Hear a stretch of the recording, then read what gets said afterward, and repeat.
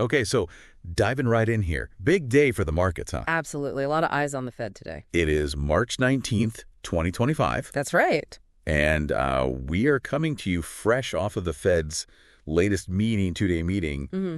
They wrapped up, I think, just, a couple hours ago? Yeah, still very much real-time analysis happening. Real time. We got a hot off the presses Motley Fool piece published today, March 19th. Couldn't be more timely. Really breaking this down, and that's really what we're going to be deep diving into today. So, I think for anybody who follows the markets, even casually, you probably heard people talking about the Fed. You probably know that interest rates have been a big topic over the last couple of years. For sure. And, I think that there's a lot of uncertainty out there, a lot of questions, right? Like, where's the economy going? Yeah. Inflation has been a huge story. Absolutely. The stock market, not doing so hot recently, right? Down 9% off its high. Yeah, things can feel a little shaky for sure. So what we really want to do today is use this Motley Fool piece to get a better understanding of how the Fed is looking at things. What are the factors that they're thinking about? Right. What are they seeing out there in the economy? What are their projections for the future? How might all of this affect the markets? I think that's the key question a lot of people have today. How is the Fed interpreting things? Right, because they set the tone, right? They set the stage for everybody else. Absolutely. And what's especially interesting about today, they wrapped up their meeting. The expectation was that they would be continuing a pause on any rate changes. So no big moves on interest rates. But the key thing we're going to get out of this meeting is, as you said, their projections, their updated economic projections. Right. And that's where we're really going to get the insight into how they're viewing, the forces at play, the dynamics in the economy right now. Yeah, I think a big one that the Motley Fool piece really highlighted was tariffs. Right. Because, you can't really talk about the U.S. economy in the last, I guess 5, 6, 7 years or so without talking about the impact of tariffs. Absolutely. Trade policy and tariffs specifically have really been front and center. Yeah. So as a refresher for people who might not have, all the details in their heads, could you just kind of lay out what are the tariffs that we're talking about here? Sure. So as the article outlines, we're looking at tariffs that were put in place during the Trump administration, and these really hit goods coming in from China, Canada, Europe, and even some targeting steel and aluminum more broadly. So it's not just specific countries, it's specific industries being affected as well. Right. And what the article really emphasizes is that this story is not over, right? There's potential for more tariffs on the horizon on European goods. And there are also, these retaliatory tariffs that are kind of in the works, planned for April. And so all of that just adds another layer of complexity and uncertainty. Yeah. I think when you think about, businesses trying to plan for the future, right? Consumers trying to understand, what their budget's going to look like. Yeah. It's really hard to do that when you have these big unknowns. It is, it makes it incredibly challenging to forecast costs, to plan for investments. Right. And to really get a sense of what the landscape is going to look like. Yeah. And so the Motley Fool piece, did a really good job, I think, of kind of laying out, what are the specific risks that people like David Kelly, who's the chief global strategist at JPMorgan Chase, what are they concerned about when they look at these tariffs? Right. So, David Kelly really lays out a pretty stark picture. Yeah. He doesn't sugarcoat it. And what I find, really, really insightful about his analysis is, he starts off by talking about prices, right? Which seems, fairly straightforward. You put a tariff on something, the price goes up. But he goes beyond that and talks about the knock-on effects of that. So he talks about how, tariffs can actually lead to slower economic growth. Right. Because, now businesses, their input costs are higher. They might have to raise prices, which could hurt demand from consumers. And then he even delves into, the potential impacts on profits, on unemployment. And this was really interesting. He even brought up the idea of worsening inequality as, these tariffs might disproportionately affect certain segments of the population. And then kind of taking it even a step further, he talks about how ultimately this can lead to diminished productivity. Right. And, on a more global scale, increased tensions. Yeah, I mean, you start to get this picture of like a ripple effect. It is. He's really talking about a cascading series of negative consequences. Yeah. And, it would be one thing if this was just one person's opinion. Right. But the article goes on to cite some, hard numbers from the Tax Foundation. Yeah, they bring in some, real analysis to kind of put some figures to these concerns. And what the Tax Foundation found is that, just based on the tariffs that are currently in place, we could be looking at a reduction in U.S. GDP of around 0.4 percentage points.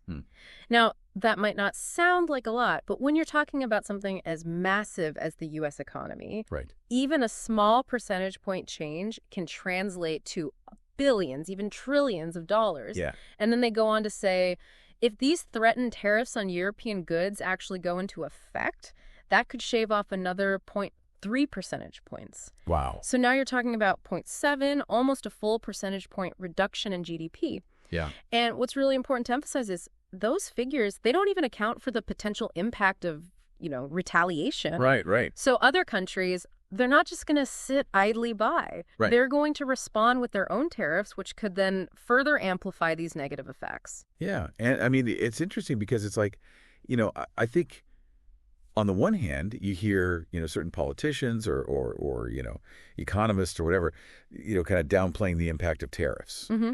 Like, it's not a big deal. It's just a small percentage. Right.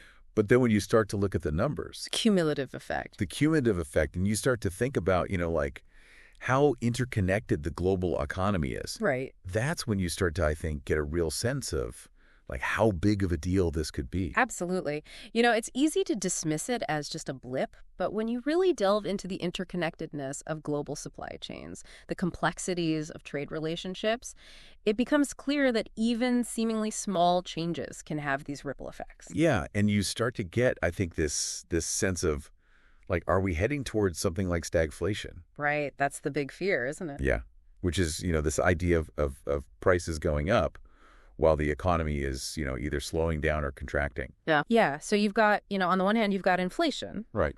And that's, the cost of goods and services going up. Mm-hmm. And then on the other hand, you've got stagnation, which is essentially the economy, not growing or even shrinking. Right.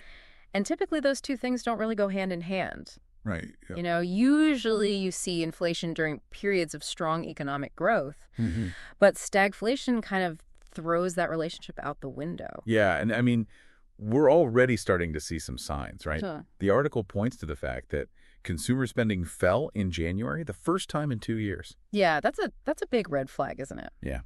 Consumer sentiment down to its lowest point since November of 2022. Right. So not only are people spending less, but they're feeling less optimistic about the future. Yeah, that makes sense. There's this sense of like, are things going to get better or are they going to get worse? Right. And then on top of all that, you've got the Federal Reserve Bank of Atlanta's GDP Now model. Which is essentially this real-time estimate of GDP growth. Right. And it's currently pointing to a potential 1.8% decline in GDP for the first quarter. Wow. Now, if that actually comes to pass, that would be the biggest contraction we've seen since the start of the pandemic. So it's starting to paint a pretty worrisome picture. Yeah, there are some definite warning signs out there. So I guess the big question is, what does the Fed do about all of this? Right, and that's the real dilemma, isn't it? Because in a normal economic slowdown, the Fed would typically lower interest rates, right, to try to stimulate borrowing, to stimulate spending, and encourage growth. But if you also have high inflation, cutting rates could actually make inflation worse. Right. Right. So it's like you're trying to fight a fire with gasoline. Right. On the other hand, if the main concern is inflation, the Fed might raise interest rates. To try to cool down the economy. But that could actually weaken growth even further in a stagflationary environment. Yeah, so it's like, you're damned if you do, damned if you don't. Exactly. It's a real catch-22. Yeah. And that's why the Fed is in such a difficult position right now. And I guess that's why everyone's so focused on these projections. Absolutely. Right, because that's really going to give us some insight into, how they're viewing the situation. Yeah, because if those projections suggest that the Fed is increasingly concerned about stagflation, that could trigger a really negative reaction in the markets. Yeah, it makes sense. Investors, they don't like uncertainty. Right. And stagflation breeds a lot of uncertainty. Right. So if the Fed is basically signaling that, we might be headed towards stagflation and we're not really sure what to do about it, that could really spook investors. Yeah, that makes sense.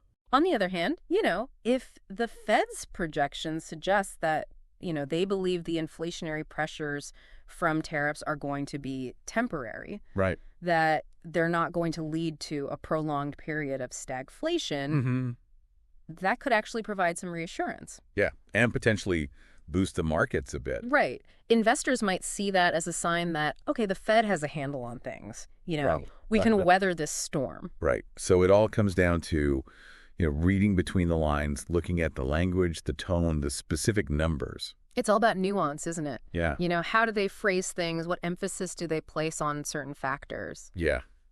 So I guess, for our listeners out there, what's the big takeaway here? I think the big takeaway is that we're in a really, really unique economic moment.